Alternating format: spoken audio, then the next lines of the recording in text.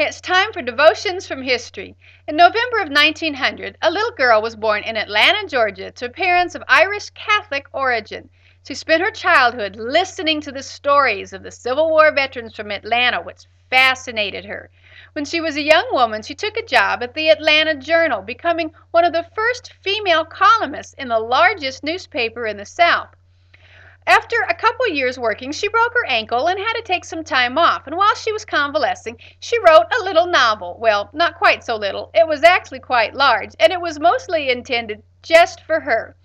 But a few years later, in 1935, she was given the assignment to escort editor Harold Latham around Atlanta. Mr. Latham was very impressed with the young female columnist and asked her if she had ever written a book. She said, "Well, no, not really." Later on that evening, she was sharing with a friend about the conversation, and her friend laughed and said, "Can you imagine anything more silly than Margaret Mitchell writing a book?"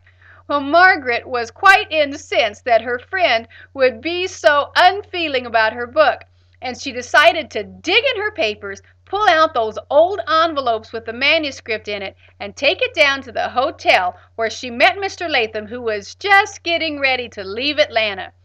She said, "Quick, take this from me before I change my mind."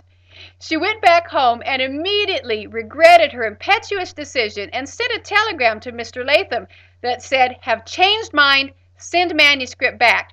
But by that time, it was too late. Mr. Latham had already read quite a bit of it and loved it. And it was on this day, June the 30th of 1936, that Margaret Mitchell's book, Gone with the Wind, was published. It became the best-selling novel of its time, second only to the Bible in sales in America, and also was made into an American movie, which was the top-grossing movie for Hollywood and earned an unprecedented 10 Academy Awards. Now, Margaret Mitchell was a one-hit wonder. She wrote one book, and she wrote it well. You know, you don't have to be multi-talented to make history.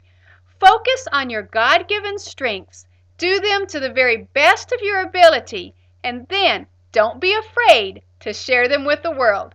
You might just be another wonder like Margaret Mitchell. I'll see you tomorrow on Devotions from History.